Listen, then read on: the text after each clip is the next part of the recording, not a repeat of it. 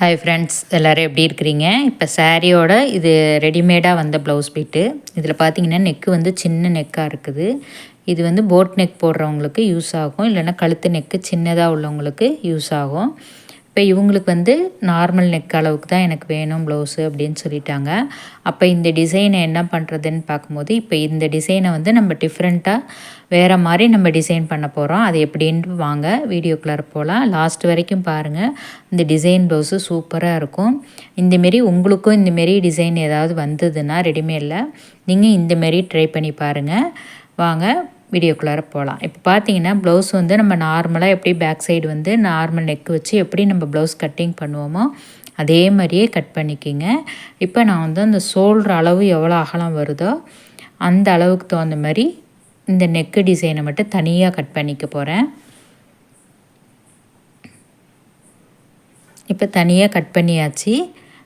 அந்த சுற்றளவு அந்த நெக்குக்குள்ள அளவையும் கட் பண்ணிவிட்டு இப்போ அந்த பீஸில் உள்ள சென்டரில் வந்து கட் பண்ணிக்கலாம்.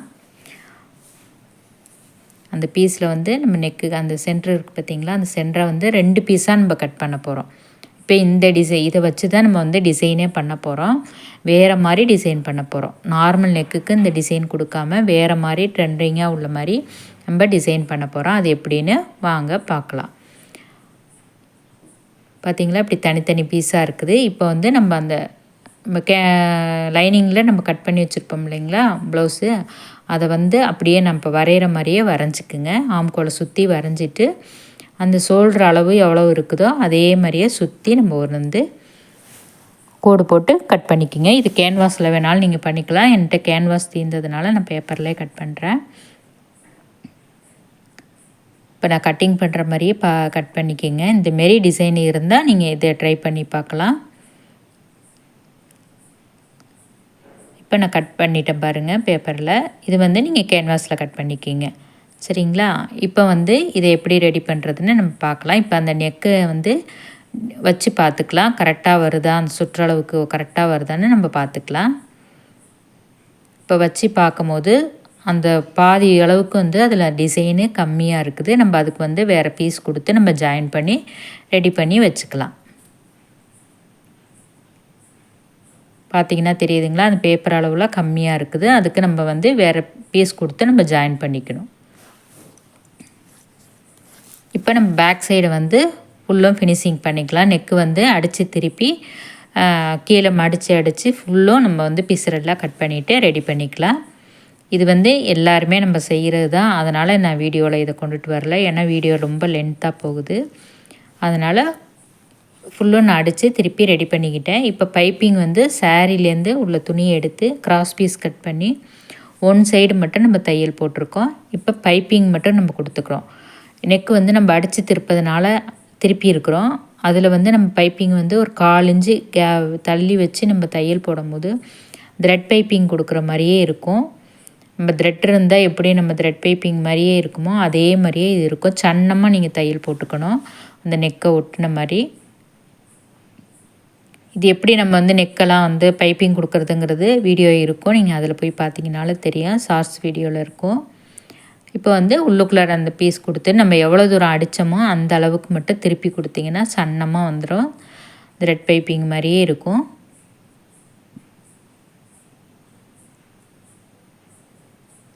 இப்போ பேக் சைடுக்கு நம்ம வந்து அந்த பைப்பிங் கொடுத்து முடிச்சாச்சு.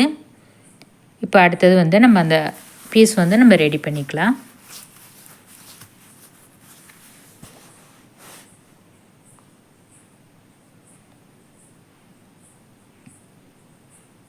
இப்போ அந்த பேப்பர் கட்டிங் பண்ணோம் இல்லைங்களா, அதை வந்து இதில் வச்சு பார்த்துக்குங்க கரெக்டாக இருக்கான்னு. இப்போ கரெக்டாக இருக்குது. நம்ம அதை வந்து பீஸில் வச்சு நம்ம அடிச்சுக்கலாம்.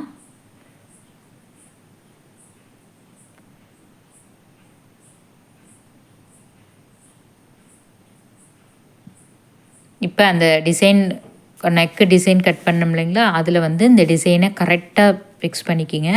அந்த பீட்ஸ் வர பக்கம் வந்து பார்த்திங்கன்னா ஸ்லீவ் அட்டாச் பண்ணுற இடத்துக்கிட்ட வரும்.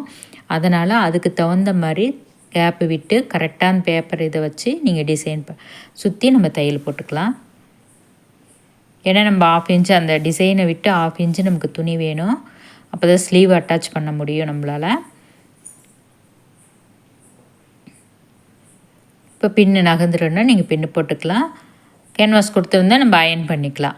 சரிங்களா? நான் கேன்வாஸ் கொடுக்காதனால தான் நான் பேப்பர் வச்சு பண்ணுறேன்.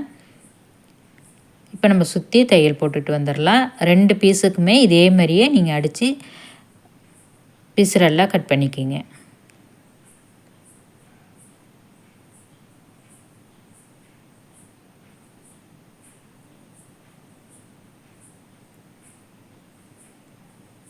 நமக்கு அளவு வந்து அந்த பேப்பர் கட்டிங் தான்.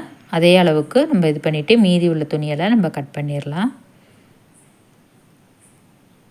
இப்போ 2 பீஸையும் ஒரே அளவாக இருக்கான்னு நம்ம பார்த்துக்கலாம். சேஃபும் நமக்கு கரெக்டாக ரவுண்டாக வருதான்னு அதையும் செக் பண்ணிவிட்டு ஏதாவது இது இருந்துச்சுன்னா நம்ம அதையும் கரெக்ட் பண்ணிக்கலாம்.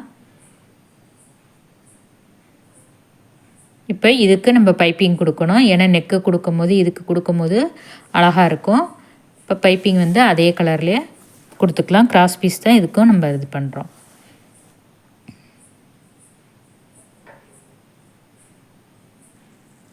நெக்கு பக்கம் வர்றால அந்த சைடில் மட்டும்தான் நீங்கள் பைப்பிங் கொடுக்கணும். ஆம்கோல் பக்கம் அந்த ஸ்லீவ் அட்டாச் பண்ணுற இடத்துல பைப்பிங் கொடுக்கக்கூடாது.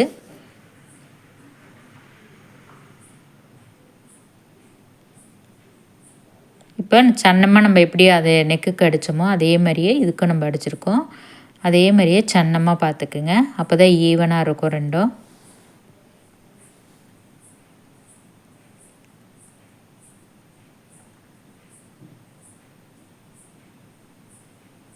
இந்தமாரி நீங்கள் டிசைன் பண்ணி பார்க்கும்போது பார்க்குறதுக்கே அழகாக இருக்கும். ட்ரை பண்ணி பாருங்கள். இல்லை நமக்கு நார்மலாகவே ஒரு டிசைன் பண்ணணும் அப்படின்னாலும் நீங்கள் இந்தமாரி பண்ணலாம். இல்லை இந்தமாரி நெக்கு கொடுத்துட்டாங்க ரெடிமேடில் எப்படி பண்ணுறதுன்னு தெரியாதவங்களும் இந்த டிசைனை நீங்கள் ட்ரை பண்ணி பாருங்கள்.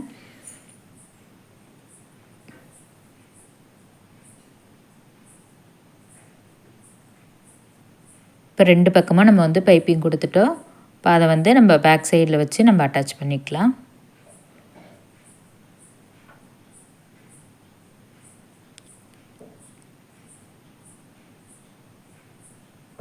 கரெக்டாக வருதான்னு பார்த்துக்கலாம் நம்ம. ஏன்னா அந்த ஸ்டோன்லாம் அங்கே இருக்கிறதுனால மெதுவாக தான் நம்ம தையல் போட முடியும்.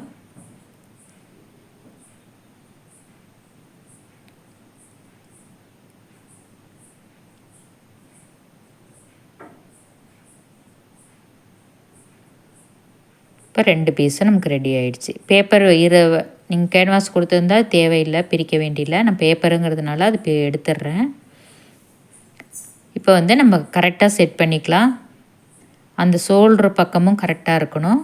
நெக்குலேயும் வந்து அந்த பைப்பிங்கோடு ஒட்டுன மாதிரி பைப்பிங்கோடையும் இது இருக்கணும். அதனால் அதெல்லாம் கவனிச்சுட்டு நம்ம கரெக்டாக பண்ணிக்கலாம்.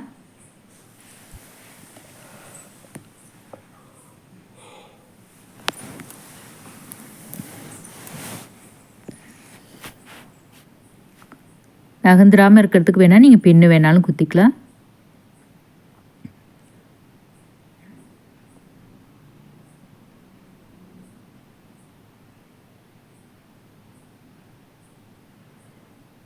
இப்போ வந்து நம்ம அந்த ப்ளவுஸில் உள்ள அளவுக்கு அப்படியே சுற்றி தையல் போட்டு வந்துடலாம்.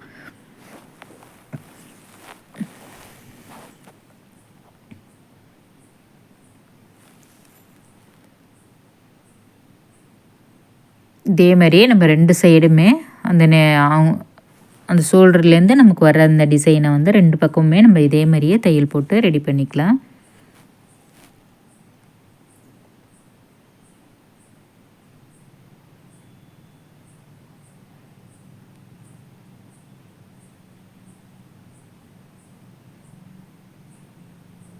கரெக்டாக இருக்கான்னு வச்சு பார்த்துட்டு அதுக்கப்புறமா தையல் போடுங்க. இப்போ வந்து நம்ம அந்த பேக் சைடு டாட் பிடிக்கணும். அந்த டாட்டையும் நம்ம ரெடி பண்ணிவிட்டு அதுக்கப்புறமா வந்து நம்ம ஃப்ரண்ட் சைடு எல்லாமே ரெடி பண்ணிக்கிங்க. நான் அதெல்லாம் வீடியோவில் வரல. ஃப்ரண்ட் சைடு எல்லாமே முடித்து ப்ளவுஸெல்லாம் ஜாயின் பண்ணிக்கோங்க.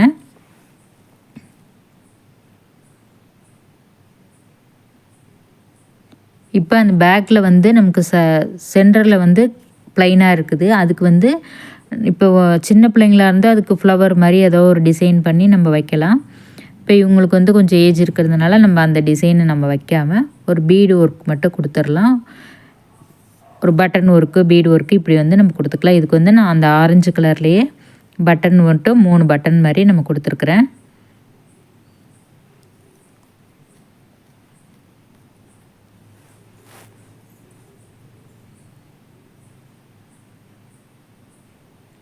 ஏன்னா கஸ்டமர் எதாவது நம்ம போடுவாங்க அப்படிங்கிறது நமக்கு தெரியும். அதுக்கு தகுந்த மாதிரி தான் நம்ம ஒரு டிசைனை வந்து நம்ம ரெடி பண்ணி கொடுக்கணும். இப்போ பாருங்கள் பேக் சைடு எவ்வளோ அழகாக இருக்குது பாருங்கள். எப்படி இருந்த நெக்கு எப்படி மாறிடுச்சு பார்த்தீங்களா? சின்ன நெக்காக இருந்தது, இப்போ ட்ரெண்டிங்காக உள்ள மாதிரி டிசைன் பண்ணியாச்சு. பட்டனு நான் 3 பட்டன் இங்கே கொடுத்துட்டேன். இப்போ வந்து ஃப்ரண்ட் சைடு எல்லாமே நீங்கள் அடித்து ரெடி பண்ணிக்கோங்க. இப்போ ஸ்லீவ் வந்து நம்ம அட்டாச் பண்ணிக்கலாம். ஸ்லீவில் வந்த அந்த சென்டர் டிசைன் வந்து கரெக்டாக லைனிங்கில் உள்ள சென்டரில் கரெக்டாக வருதான்னு பார்த்துக்குங்க. அப்போ தான் வந்து அந்த டிசைன் வந்து கரெக்டாக நமக்கு வந்து சென்டரில் வரும் ஸ்லீவில்.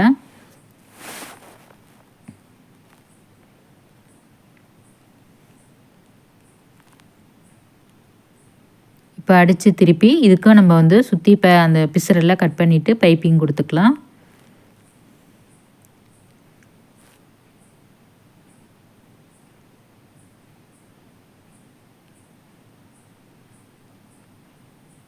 நான் ஸ்லீவெல்லாம் அட்டாச் பண்ணிட்டேன். இப்போ ப்ளவுஸ் வந்து நமக்கு வந்து கரெக்டாக ஈவன் எல்லாமே ரெடியாகி வந்துடும். நான் அதெல்லாம் வீடியோவில் காட்டலை. ஸ்லீவெல்லாம் நம்ம எல்லாருமே அட்டாச் பண்ணுவோம். நம்ம டிசைனை மட்டும்தான் நம்ம பார்க்குறோம். ஃப்ரண்ட்டுக்கும் வந்து ஃப்ரண்ட் நெக்குக்கு வந்து பைப்பிங் தான் நான் கொடுத்துருந்தேன். இதே பைப்பிங் தான் ஃப்ரண்ட் நெக்குக்கு.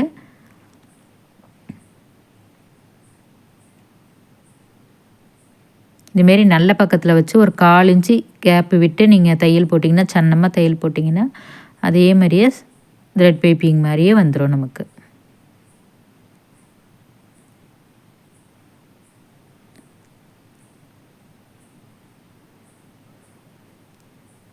இப்போ வந்து நான் ஃபுல்லுமே ப்ளவுஸ் வந்து ஃபினிஷிங் பண்ணி முடிச்சிட்டேன் நான். சரிங்களா? அந்த இப்போ அடுத்தது வந்து ரோப்பு வந்து நம்ம ரெடி பண்ணிக்கலாம். 4 இன்ச்சுக்கு 4 இன்ச்சு, இல்லைன்னா நீங்கள் பெருசாக வேணால் அதுக்கு தகுந்த மாதிரி பண்ணிக்கோங்க. இதேமாரி அழகாக வைக்கும்போது பார்க்குறதுக்கு நல்லா இருந்தது. இந்த டிசைனுக்கு ஆரஞ்சு கலரில் அந்த நம்ம பைப்பிங் கொடுத்துருக்கிறதுனால அதே கலர்லேயே ஒரு டேசல் கொடுக்கும்போது அழகாக இருக்கும். இப்போ பாருங்கள் சூப்பராக இருக்குது. இந்த ப்ளவுஸ் பார்க்கும்போதே அவ்வளோ அழகாக இருந்தது. நீங்கள் ஆரம்பத்தில் பார்த்த டிசைனுக்கும் இப்போ உள்ள டிசைனுக்கும் பாருங்கள். இதே மாதிரியே நீங்களும் தைச்சி போட்டு பாருங்கள், சூப்பராக இருக்கும்.